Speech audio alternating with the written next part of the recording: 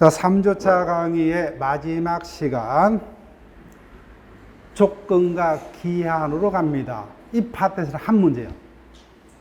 근데 여기도 단어가 생략됐죠. 법률행위의 조건과 기한이요. 법률행위의 조건과 기한.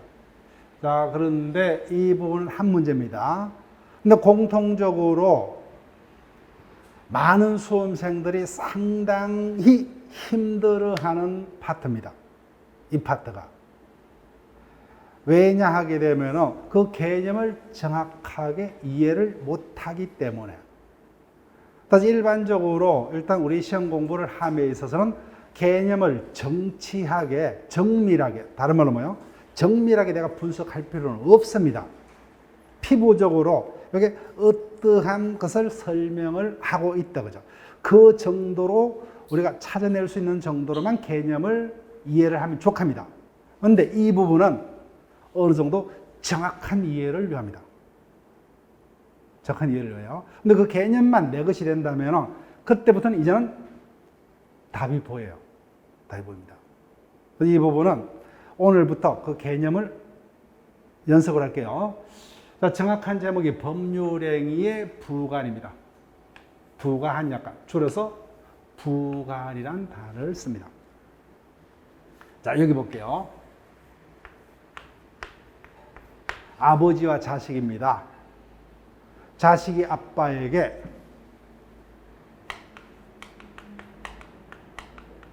핸드폰을 사달라 그래요. 아버지는 공짜로 사줄 의무가 없죠, 그죠? 근데 공짜로, 무상으로 사주겠다. 약속을 했죠, 그죠? 이를 법적으로 정렬한다, 그죠? 정렬. 그런데 아버지가 그냥은 사주기 싫어요. 약속을 언제 했느냐? 요 날짜에 약속을 했어요. 일단 가벌간에 정년은 있었습니다. 즉 법률행위는 성립을 했죠, 그죠? 그런데 바로 사주기는 싫어요. 그래서 아버지가 이번 시험에서 5등 안에 들면, 그죠? 그때 사주마. 즉 정년은 있었지만 혈액이 생기려면 뭐요? 이번 시험에서 자식이 몇 등 안에 들어야 돼요? 5등 안에 들어야만 비로소 혈액이 그때부터 발생을 합니다. 또는 지금은 너무 어리다, 그죠? 내년에 중학생이 되면 그때는 입학 선물로 사주마. 일단은 정년은 요 날짜에 약속을 했지만 언제 혈액이 발생합니까? 내년에 중학교에 입학이 되죠. 이와 같이 성립한 법률행위의 혈액의 발생 또는 뭐요? 소멸을 제한을 할 목적으로 당사자가 뭐요? 원해서 당의 법률행위에 임의로 뭐요? 덧붙여서 부관, 약관을 줄여서 부관이라 합니다. 부관. 그래서 우리 민법상으로는 우리 시험 보면은 두 가지만 기억하시면 돼요. 조건과 기한. 부담은 신경 쓸 필요 없어요. 부담은 가족법에만 특유한 부관이기 때문에 신경 쓸 필요 없고. 자, 그럼 어떤 게 조건이고 기한이냐 볼게요. 일단 요 날짜에 아빠와 자식 간의 정년은 있었죠. 그런데 혈액을 발생하려면 시험에 5등 안에 자식이 들어야 돼요. 또는 뭐요? 내년 중학교에 입학을 해야 됩니다. 따라서 이번 시험에서 5등 안에 든다. 내년에 중학생이 된다. 다 현재 사실입니까? 장래 사실이요? 장래죠. 앞으로 도래할 장래 사실이에요. 따라서 성립한 법률행위의 혈액의 성부로 뭐요? 장래에 도래할 사실에 의존케 하는 것을 부관이라 하는데 그 중에 5등 안에 든다 안 든다는 확정이 되었습니까? 불확실해요? 불확실하죠. 이와 같이 장래에 불확실한 사실에 의존케 하는 부관을 조건 겁니다. 그런데 내년에 중학교는 입학하죠. 객관적으로 뭐요? 확실하게 도래한 장래 사실의 성부에 의존케 하는 부관을 기한이라 합니다. 그럼 당연히 느낌상으로 어디가 시험 문제예요? 아니잖아요. 왜 법이 필요해요? 다툼이 있기 때문에. 어디가 더 다툼이 많아요? 당연히 여기잖아요. 불확실하기 때문에. 여기는 다툼이 생길 가능성이 더 적죠, 그죠? 그래서 조건이 주로 출제가 됩니다. 자, 조건 갑니다.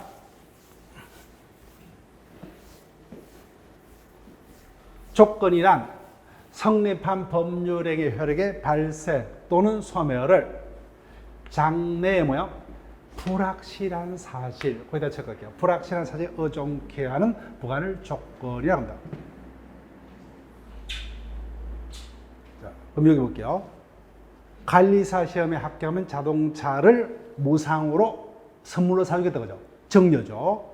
이때 정려계약은 이미 성립했지만 그 계약에 따라서 효력이 발생을 하려면 뭐예요? 약속한 합격이 돼야 되죠. 그때부터 효력이 발생합니다. 그 합격이 하면 뭐예요? 그 조건이 성취가 된 겁니다. 그 효력이 발생하려면 합격이라는 조건이 성취가 돼야만 효력이 생긴다. 자, 그 중에 조건은 이 두 가지 의미를 기억을 하셔야 돼요. 정지 조건. 정지에다 동그라미 할게요. 그리고 어디에다가 발생과 연결을 시킬게요.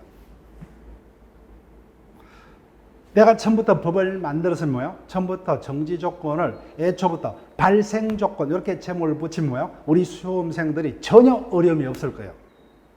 근데 엉뚱한 뭐예요? 정지 조건이란 단어를 썼기 때문에 이 부분에부터 헷갈립니다. 앞에서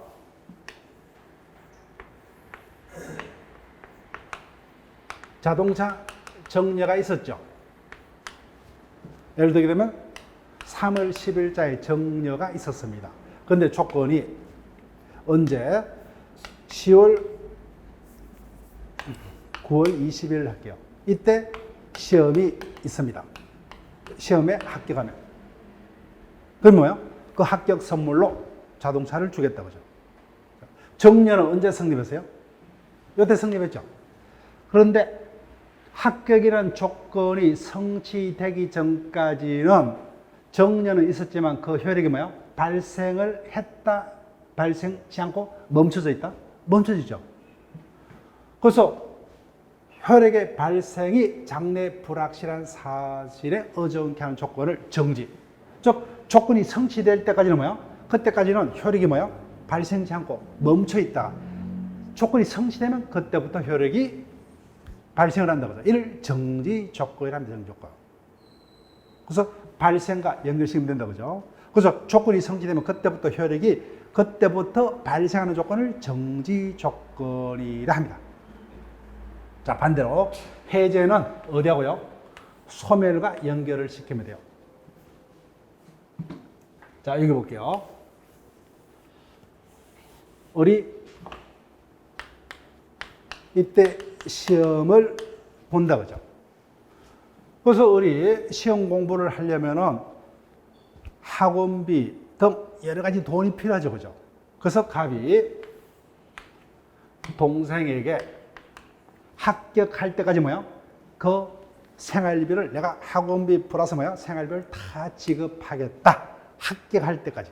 그럼 지금 약속했기 때문에 계속 매달 형이 동생에게 생활비를 지급하고 있죠. 언제 생활비 지급이 없어져요? 합격하면 거죠. 합격하면 그때부터 뭐야? 이제는 당사자의 정려는 없던 게 된다 그죠.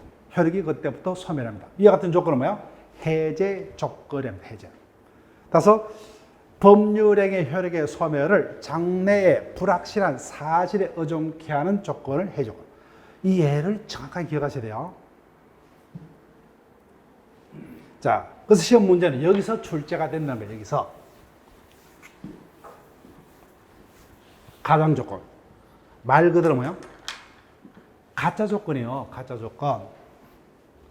조건같이 보이지만 조건이 아닙니다. 이 부분은 오늘부터 연습하시면 돼요. 그 이상 그 이하도 없어요. 첫 번째, 이랑 불법 조건이에요. 조건이 선량한 풍속, 기타 사회 질서에 위반하면 뭐예요? 법조문이 어떻게 되죠? 그 법률행위는 무효로 된다. 조건이 사회 질서에 반합니다. 그럼 법조문이 보니까 조건만이 무효입니까? 아예 법률행위가 무효가 돼요? 아예 법령의 자체가 뭐야 됩니다. 그럼 속에 있는 거 이거예요. 즉, 갑을간에 1억 정려가 있었습니다. 정려 받는 자는 뭐예요? 수정자. 정려하는 자는 뭐예요? 정려자. 근데 조건이 붙었어요. 살해 조건.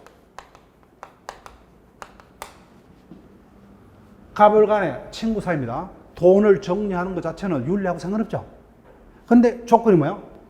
반사회적이다, 그죠? 이와 같이 법률행위에 이 같은 반사회적인 조건이 붙으면은 조건은 103조 위반으로 모여됩니다. 그런데 이 경우 조건만이 모여다. 아예 뭐예요? 조건이 붙으면 이 같은 법령이 자체가 모여된다. 법령이 자체가 모여된다. 이 부분밖에 속일 게 없어요. 그래서 어떻게 속입니까? 조문 자체를 속이면 조건이 사회 질서에 위반하게 되면 당의 법률행위는 뭐예요? 조건이 없는 법률가 된다. 틀리죠, 그죠? 아예 법률 자체가 모여됩니다. 또는 뭐예요? 최근에 이와 같은 경우 조건만을 분리해서 뭐예요? 따로 무효로 할 수 있다. 이렇게 출제된다, 그죠? 조건만을 따로 떼어내서 무효로 할 수가 없고 전체가 뭐예요? 무효가 됩니다. 그래서 이 부분만. 자, 지금부터요.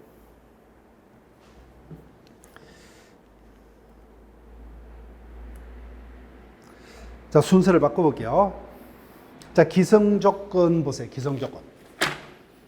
179페이지입니다. 179페이지 기성조건. 앞에서 아버지가 뭐요? 자식에게 내년에 중학교 입학하면 또는 뭐요? 이번 돌아오는 중간고사에서 5등하면 다 그 조건이 되는 사실은 언제 사실이요? 장래 사실이다, 그죠? 그래서 조건이 되는 사실은 장래 사실이어야 됩니다. 그런데 뭐요? 여기다 체크할게요.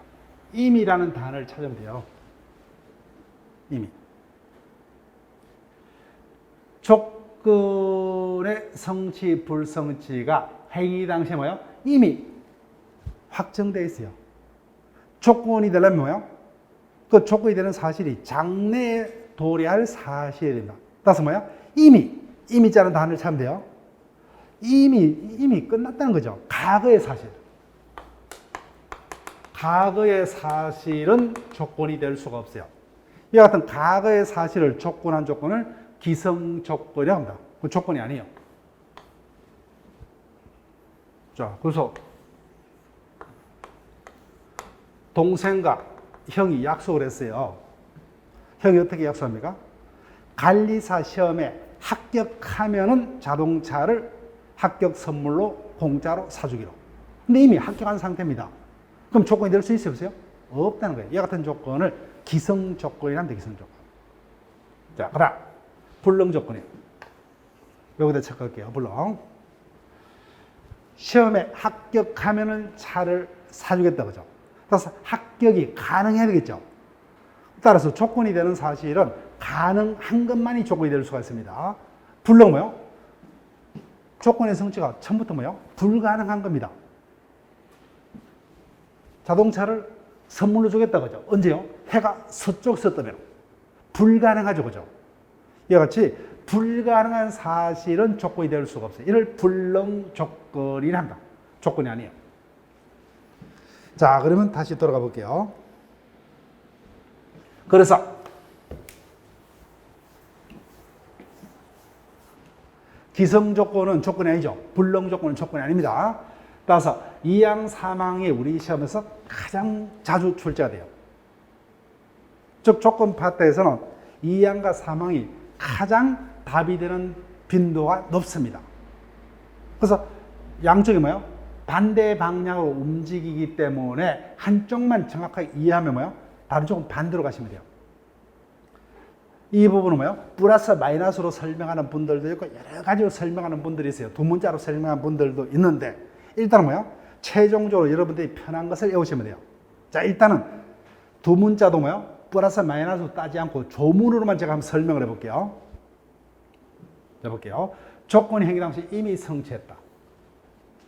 이미자 동원할게요. 조건이 되려면 뭐예요? 그 사실이 장래 사실이죠. 이미 성취했다. 그러면 여기다가 적으시면 되죠. 이 같은 조건을 무슨 조건? 기성 조건.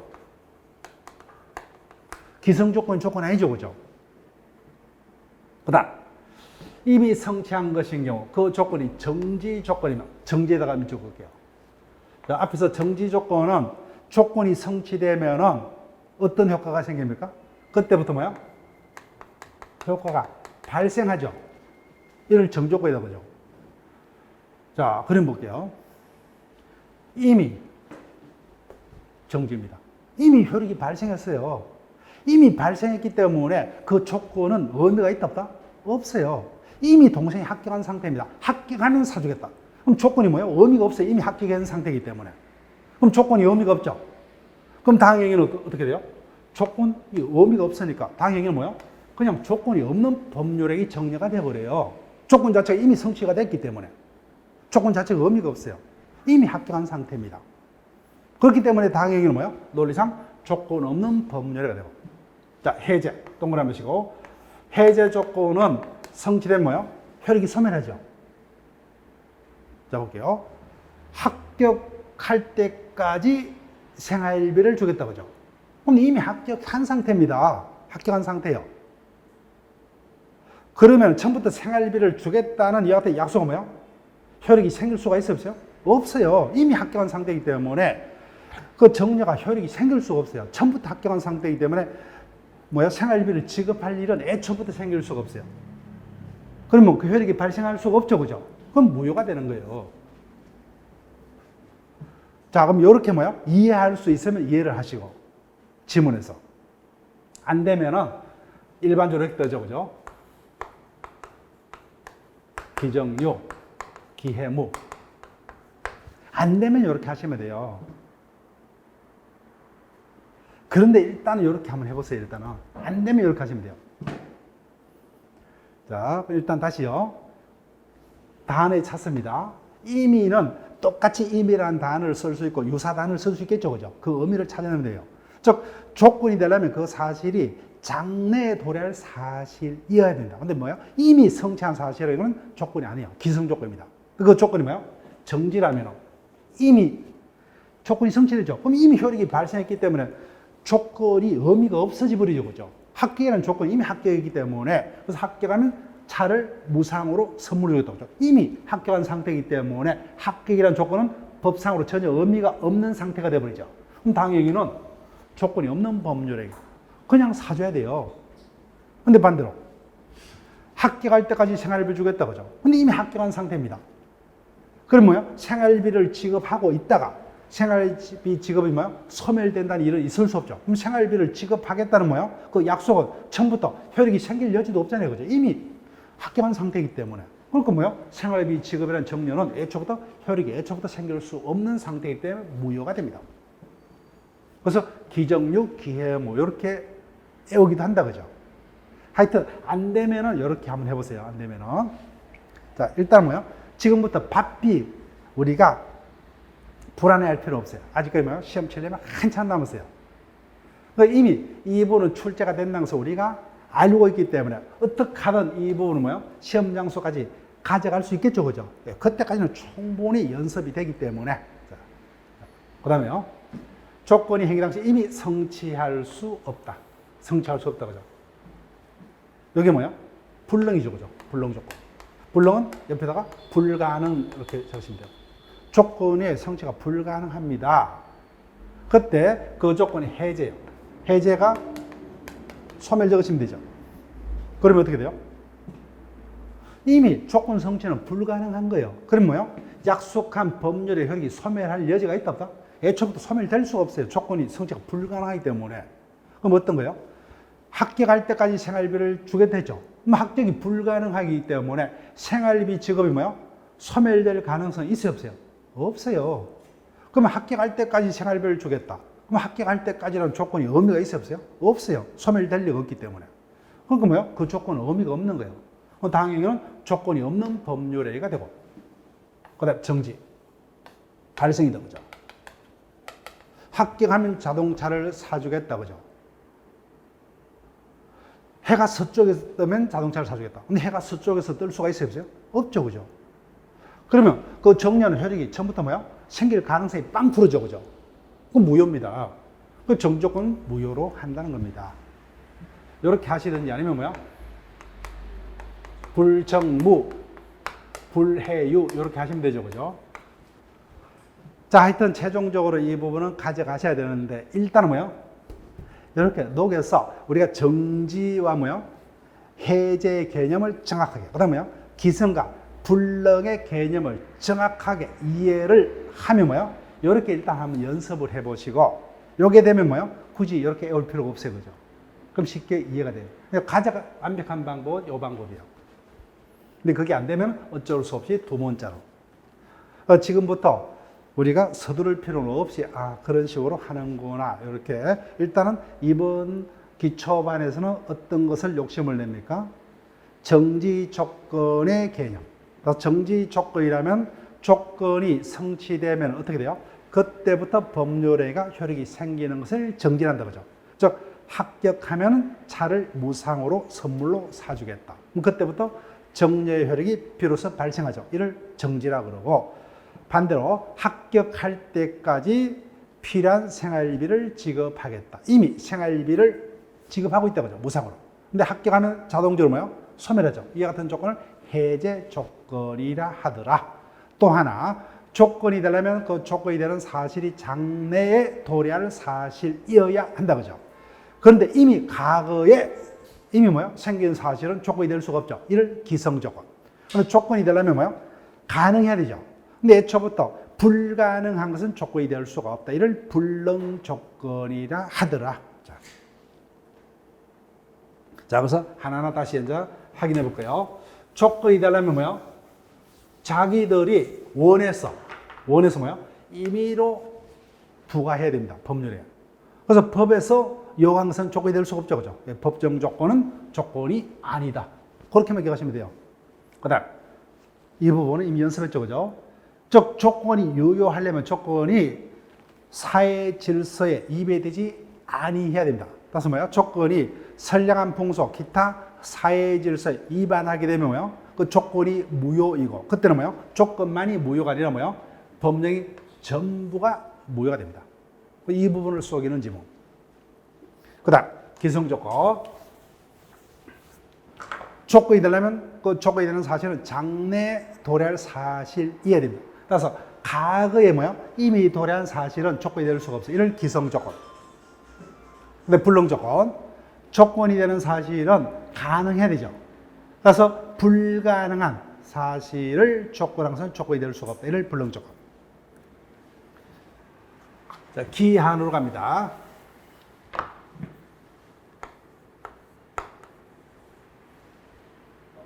앞에서 아버지와 자식 간에 어떻게 약속을 했어요? 내년에 중학생이 되면 핸드폰을 입학 선물로 사주면 그죠? 그래서 정년은 이미 아빠와 자식 간에 약속이 되었습니다. 그렇지만 언제 효력이 생깁니까? 내년에 입학해야 되죠. 그래서 성립한 법률행위 효력의 발생 소멸이 어떻게 해요?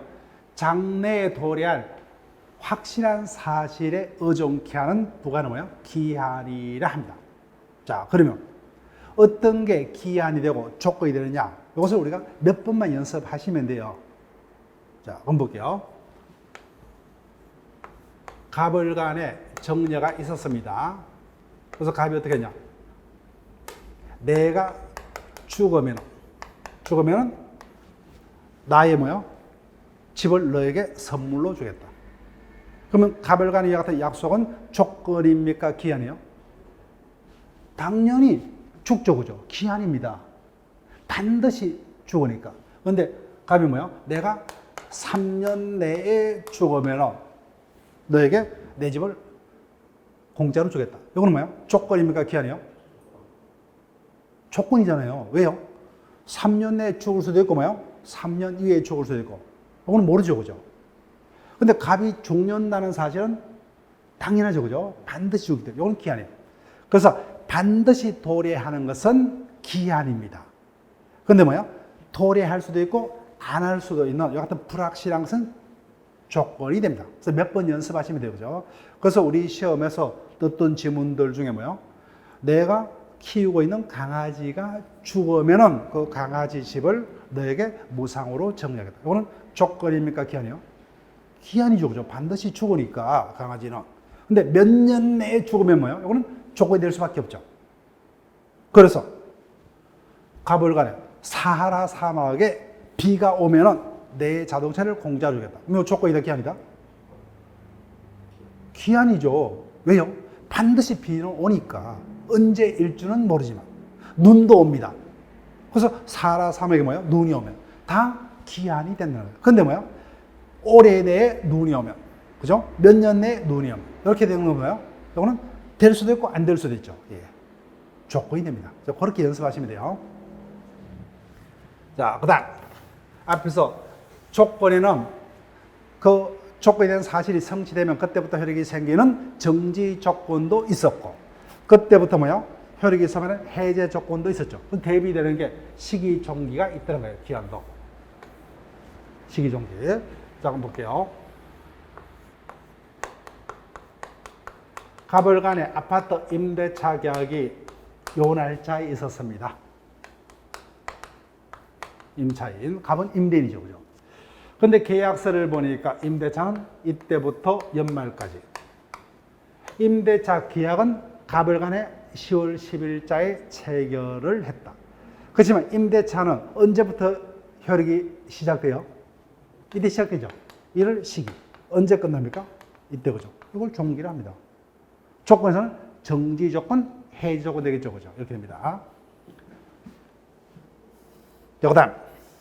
이와 같이 기한이 딱 확정적으로 정해져 있죠. 그죠? 이를 확정기한이라 합니다. 확정기한. 그런데 계약서를 보니까 뭐요? 일방이 사망할 때까지 이렇게 됐어요. 반드시 사망하죠. 그죠? 근데 언제 사망할지는 모른다. 그죠? 이와 같은 기한을 불확정기한이라 합니다. 불확정기한.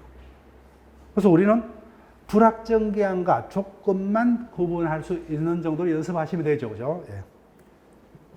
자, 그 다음에 기간은 넘어갑니다. 기간은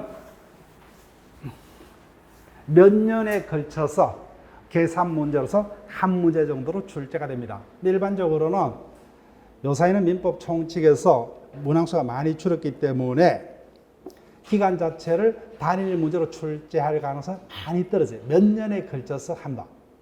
근데 꼭 출제하고 싶다면 뭐요?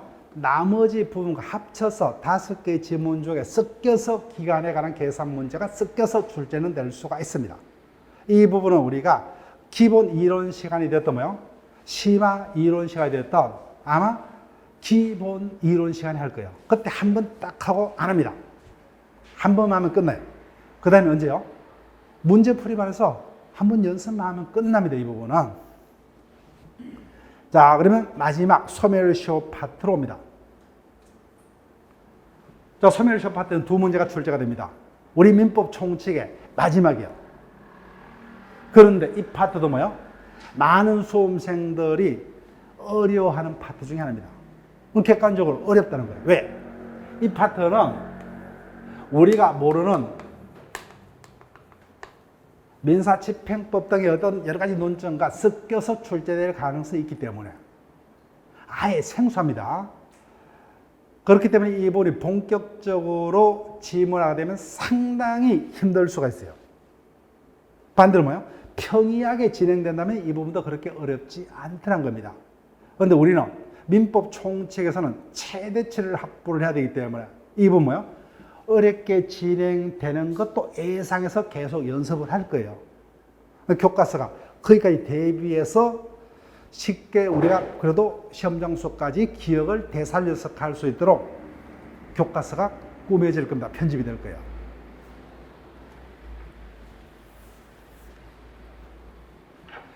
자, 시효라는 제도는 민법에만 존재하는 제도가 아니에요. 다른 법에도 존재합니다.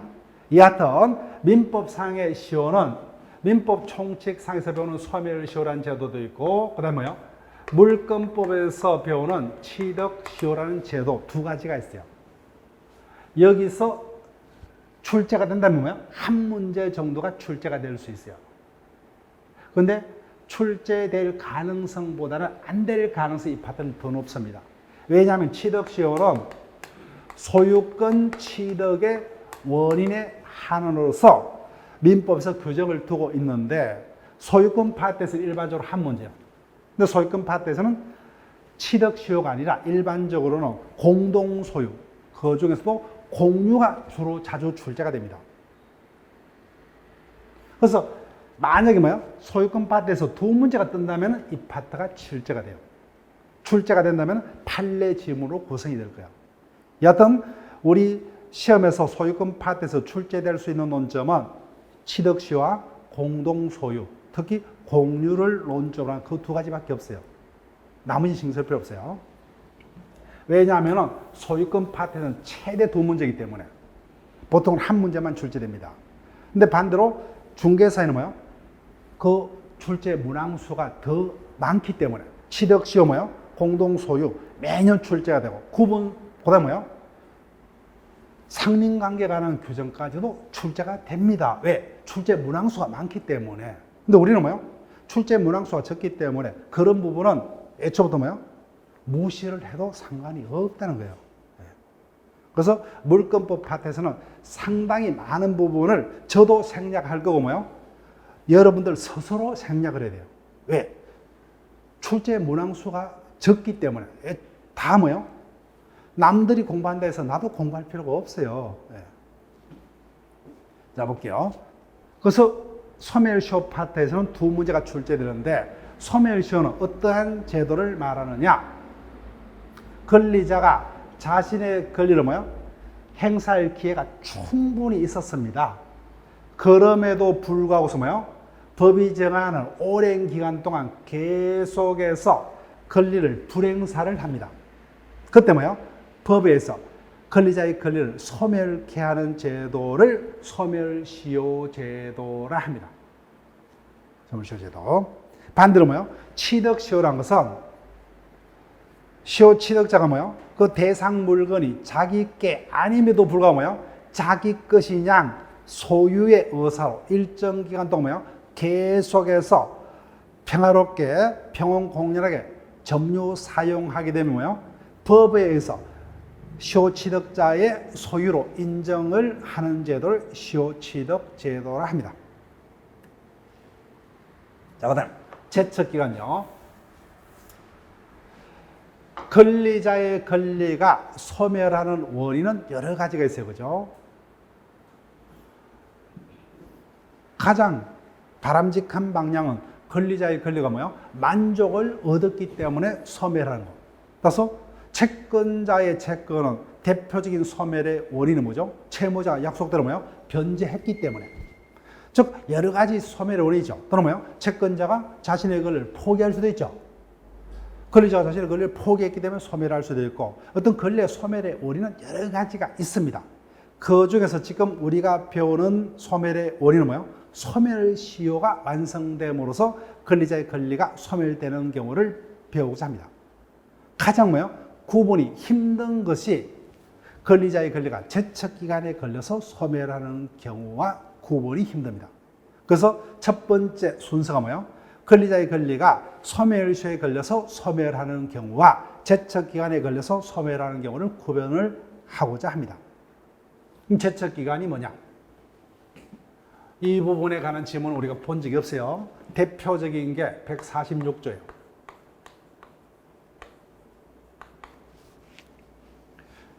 자, 그럼 조문을 가지신 분은 146조를 한번 보세요.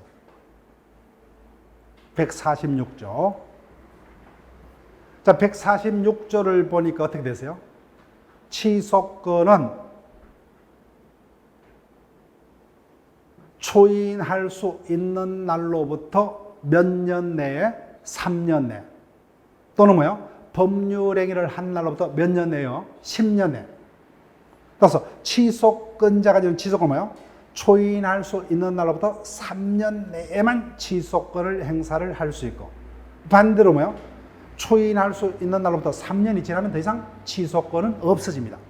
또는 법률행위가 한 날로부터 10년이 경과하면 취소권자의 취소권은 없어집니다. 이와 같이 취소권이라는 권리는 초인할 수 있는 날로부터 3년 또는 법률행위를 한 날로부터 10년 내까지만 취소권이 존속한다 그죠. 이와 같은 기간을 제척기간이라 합니다. 제척기간. 따라서 일정한 권리에 대해서 뭐요? 법에서 애정을 둔 그 해당 권리의 존속기간. 그러면 그 존속기간이 지나면은 자동적으로 어떻게 돼요? 권리는 소멸해버리죠.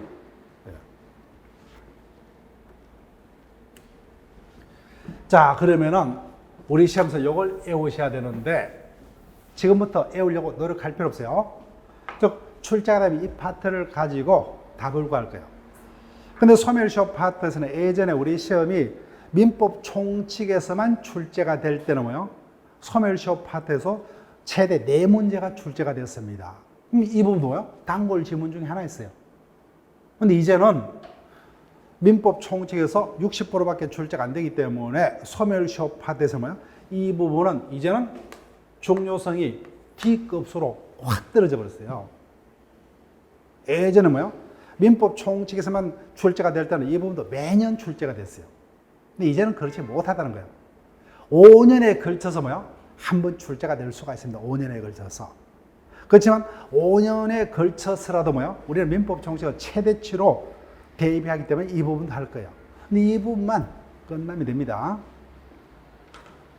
자, 그러면 아직까지 모르기 때문에 이 부분만 기억하면 되는다, 그죠? 그런 정도라면 일단은 느끼시고 진행합니다. 자, 그러면 소멸시효의 대상이 되는 권리를 선언합니다. 권리자의 권리가 뭐예요? 시효 소멸로 소멸하기 위해서는 모든 권리가 아니에요. 일정한 권리만이 소멸시효에 걸려서 소멸할 수가 있습니다. 자, 그러면 뭐예요? 일단 권리자의 권리를 크게 두 가지. 재산권과 나머지 뭐예요? 재산권이 아닌 나머지를 통틀어서 뭐예요? 비재산권 하면 되겠죠. 자, 볼게요. 나는 누구의 아들이다, 그죠? 근데 불효 막심한 놈입니다.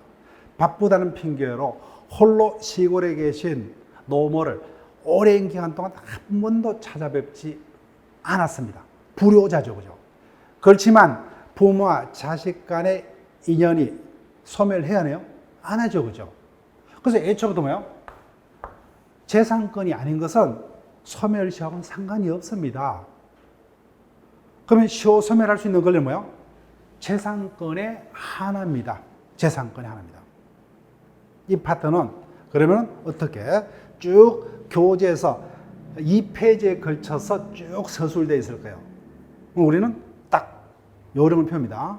소멸시효에 걸리는 권리만 두 가지만 정확히 기억하면 돼요. 민법상의 재산권은 다시 크게 두 가지로 그죠? 채권과 물권 그죠? 나뉩니다. 채권은 소멸시효 걸립니다. 자, 그럼 뭐예요? 채권 기억하시면 되죠? 채권은 소멸시효 걸린다. 채권. 그다음에 물권은 다시 8가지 종류가 있죠. 점유권, 소유권. 그다음에 지상권, 지역권, 전세권. 그다음에 유치권, 지역권, 저당권. 지상권, 지역권, 전세권을 통틀어서 뭐라고 지정합니까? 용익물권이다, 그죠?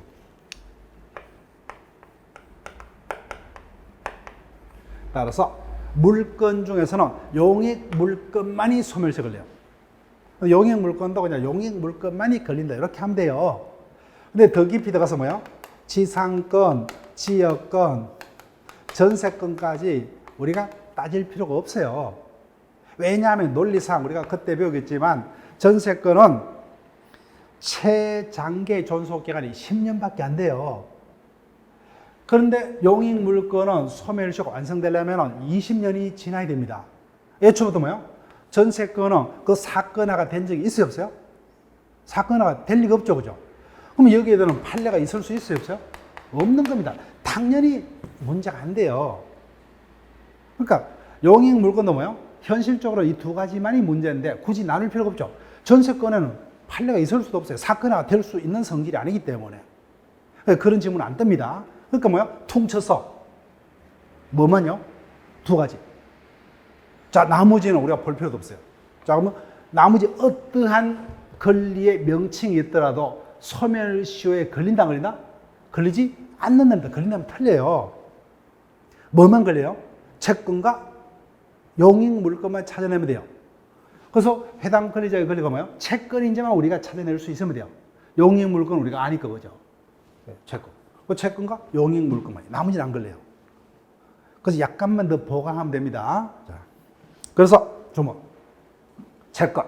소멸시 걸려. 일반적으로는 채권은 10년의 소멸시 걸립니다. 10년에. 채권과 소유권을 제한 나머지 사건. 이때 나머지 사건을 뭐를 말해요? 용익 물건을 말해요. 용익 물건. 용익 물건은 20년의 소멸시효 걸립니다.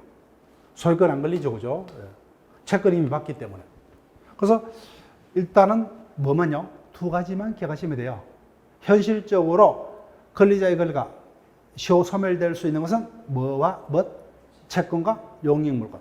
용익 물건이 뭐예요? 따로따로 지상권, 지역권, 전세권을 구분해서 생각할 필요가 있다, 없다? 없다.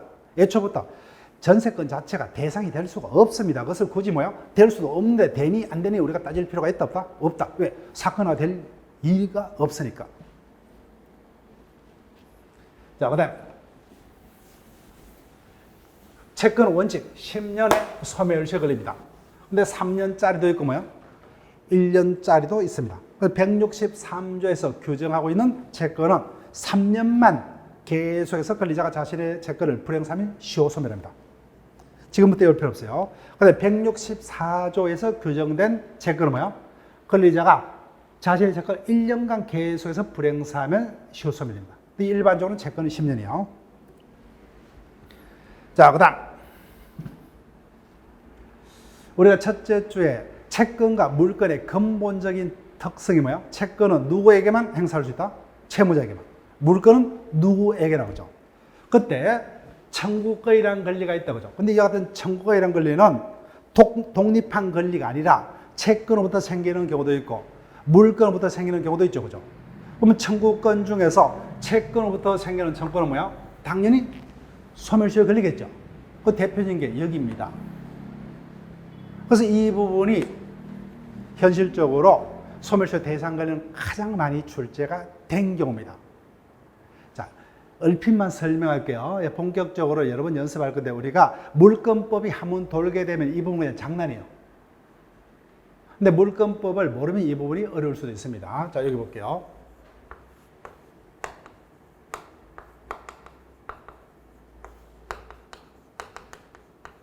매수인은 언제 그 부동산에 대한 소유자가 됩니까? 자신 앞으로 이전 등기까지 해야 되죠. 그래서 아직까지 등기를 안 했습니다. 대금은 다 지급했지만. 그럼 아직까지 그 해당 부동산의 소유권을 취득 못 했죠. 취득 못 했으니까 매수인의 신분은 소유권자인 물권자가 아니라 뭐예요? 채권자에 불과하다 그죠. 그래서 채권자니까 누구에게? 채무자의 매수인에게 약속대로 뭐예요? 등기를 넘겨달라는 청구권이 있다 그죠. 이는 채권으로도 발생했기 때문에 소멸시효 걸린다 그죠. 소멸시효 걸립니다. 그래서 원칙적으로 소멸시효 걸린다. 다만 시험 문제는 여기입니다. 왜 권리자의 권리가 소멸시효로 소멸하냐? 권리자가 자신의 권리를 뭐예요? 일정 기간 동안 계속해서 불성실하게 불행사를 했기 때문에. 반대로 해서 뭐예요? 채권일자도 권리자가 자신의 권리를 성실하게 행사를 하고 있으면 소멸시효에 걸린다 걸리지 않는다? 걸리지 않는다는 겁니다. 그 부분을 우리가 확인할 거예요. 자, 그 다음에 용익물권 채권과 더불어 또 이 두 가지다 보죠. 그래서 이번 기초반에서는 권리자의 권리 중 소멸시효에 걸릴 수 있는 것은 뭐와 뭐밖에 없다? 채권과 용익물권밖에 없다. 여기는 신경 안 써도 돼요. 당연히 채권이죠, 그죠? 다만 그 기간만 다를 뿐이에요. 이것을 답으로는 하면 안 됩니다. 자, 그 다음. 그러면은 법이 정한 일정 기간 동안 계속해서 권리를 불행사를 해야 되죠. 그 기간이 법이 정한 기간, 채권은 원칙 몇 년간요? 10년. 그러면 소멸시효는 뭐야? 언제부터 시작이 되느냐는 겁니다. 이를 뭐야? 기산점이라 합니다. 기산점. 언제부터요?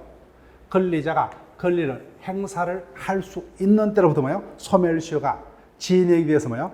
그때부터 불행사 기간이 채권이라면 뭐예요? 10년간 계속되면 소멸합니다. 용익 물건은 뭐예요? 20년간 계속이 됩니다. 근데 반대로 해석하면은 권리자가 권리를 행사할 수 없는 동안에는 소멸시효가 진행이 안 되죠. 그죠? 다만 권리를 행사할 수 없는 때의 범위가 어디까지냐는 것을 우리가 본 수업 시간에 볼 겁니다. 그 다음 이 부분이 중요한 논점 중에 하나죠. 기산점과 더불어 중단이 소멸시효에서 가장 중요합니다. 이론적으로는. 그래서 기산점과 뭐예요? 중단에서는 두 가지가 뭐예요? 동시에 각각 뜰 수도 있고 두 가지 논점 중 하나의 논점은 반드시 매번 시험에서 진행이 된다고 보시면 돼요. 자, 그럼 일단 개념만 간단히 보고 넘깁니다. 갑이 을에게 1억을 받을 수 있는 채권을 가지고 있습니다. 자, 계산을 쉽게 하기 위해서 자신의 채권을 이때부터 행사할 수 있었어요. 그럼 그때부터 소멸시효가 시작되죠. 몇 년간 계속해서요? 10년간. 그래서 10년 동안 계속해서 뭐요? 갑이 을에 대해서 가지는 채권을 불행사면 갑의 을에 대한 채권은 시효소멸로 없어진다 그죠? 그래서 10년 동안 계속해서 불행사를 해야 돼요. 자, 그런데 이 시점에서 예를 들면 권리를 행사를 해버려요. 그러면 불행사가 10년이 되었어요? 못 됐어요? 못 됐죠. 그죠? 그래서 지금까지 소멸시효가 계속 진행되고 있죠. 진행되는 도중에 소멸시효 완성이 뭐예요? 반대되는 이와 같은 권리자의 권리 행사 등의 사실이 있으면 뭐예요? 지금까지 진행되었던 것은 도로함이 타불이 돼버려요. 타불되고 그때부터 뭐예요? 다시 새로 시작을 해야 됩니다. 10년간. 이와 같은 사유를 중단이라는 중단. 이제는 이 개념만 일단 기억할게요. 그럼 중단이라는 것은 언제부터요? 여기서 여기까지만 가능한 거죠. 그죠? 따라서 소멸시효도 시작도 되기 전에는 뭐예요? 중단이라는 단어는 성립할 수 없죠. 이미 소멸시효가 끝나버렸어요. 그럼 중단이라는 단어는 없죠. 그죠? 따라서 이 기간 내만 중단이 가능합니다. 자, 볼게요. 중단이란 진행 도중에 권리 불행사에 반대되는 권리자의 권리행사 또는 뭐요? 의무자의 일정한 행위가 있으면은 이미 진행된 거 뭐요? 도로함이 타불로 만드는 이와 같은 제도를 중단. 그럼 뭐요? 중단 행위가 있으면 그때부터 뭐요? 처음부터 다시 시작합니다. 이를 중단이라 합니다. 그 중단 사유는 168조에서 이렇게 세 가지로 크게 나눠서 정하고 있는데 그 중에서 뭐요? 앞에 두 가지는 권리자의 권리 행사가 중단의 효과를 가져오는 사유고 세 번째는 의무자의 의무의 존재 시인이 중단 효과를 발생한 사유 세 가지가 있습니다. 그 중에서 뭐요? 이 부분이 압도적으로 중요해요. 그 중에서 170조 재판상의 청구가 압도적으로 중요하고 그래서 170조는 조문 그 내용까지 다 분석할 거예요. 근데 나머지 171조부터 174조에 해당하는 나머지 청구 사유는 뭐예요? 조문 정도라면 우리가 그냥 기억하는 정도로만 끝내면 됩니다. 그 다음 압류, 가압류와 관련 175조, 176조도 조문 정도만 우리가 기억할 수 있으면 돼요. 그 다음에 170조 다음에는 성인에 해당하는 177조가 중요합니다. 두 번째. 이번 조문 자체 또는 그 내용을 어느 정도 묻는 그런 문제까지 자주 출제가 됩니다. 그래서 170조가 가장 중요합니다. 그래서 넘기시면 170조가 있죠. 그죠? 자, 일단 기초반에서는 조문 정도만 볼게요. 그래서 을이 빌린 돈을 갚지 않습니다. 그럼 내가 갑이란 뭐예요?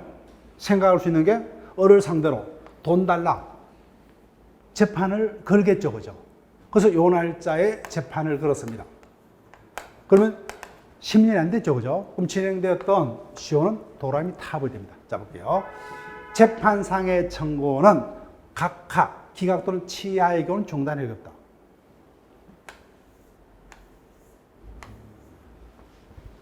앞으로는 요 단어 정도만 기억하면 돼요. 각하라는 것은 우리가 일단 소송을 제기하기 위해서는 첫 번째 작업이 뭐야? 법원에다가 소장을 제출하죠. 근데 소장은 자기 멋대로 적는 게 아니죠. 법이 정하는 형식에 따라서. 근데 그 형식이 잘못됐어요. 그럼 바로 서를 찢어버려요. 이와 같은 처벌을 각하처벌. 그 다음에 기각이라면 뭐예요? 일단 통과했어요. 근데 패소 판결이에요. 재판해 보니까 너의 청구는 이유가 없다. 그 다음에 취하라는 것은 이때 재판을 청구했다 해서 바로 판결이 떨어지는 게 아니죠. 그죠? 근데 판결이 떨어지기 전에 뭐예요? 갑서서로 재판을 청구한 자를 누구라고요? 원고. 원고 스스로 뭐예요? 나는 이제는 판결을 받지 않겠다. 스스로 물러나는 것을 취하랍니다. 그래서 이 세 가지 중 어느 하나가 있으면 중단 효력이 없어집니다. 다만 전항의 경우에 몇 개월 내? 6개월 내 다시 재판상 청구 등을 하면 뭐요? 그때부터가 아니라 뭐요? 여기다 체크하시면 각하기각 취하로 중단 효력이 뭐요? 없어졌던 최초의 재판상 청구 시점에 뭐요? 이미 중단된 걸로 간주를 합니다. 이때 청구했죠, 그죠? 그런데 각하돼 버렸어요. 그러면 중단 효력이 있다 없다? 없죠. 그런데 6개월 내에 다시 재판상 청구를 했어요. 그러면 그때부터 중단이 아니라 뭐예요? 이때부터 중단된 걸로 간주가 됩니다. 그래서 그 조문 순서를 기억하시고, 자, 그럼 나머지는 쭉 넘어갑니다. 자, 그러면 소멸시효 정지 파트부터 우리가 다음 마지막 4주차에 뭐요? 여기서부터 진행을 해서 물권법과 채권법에 본격적으로 이론 수업에서 필요한 큰 틀 위주의 어떤 개념들을 친숙하게 접근할 수 있는 어떤 그런 생각하에 마지막 4주차를 진행을 합니다. 자, 3주차 기초 강의는 이것으로 마칩니다. 네, 수고했습니다.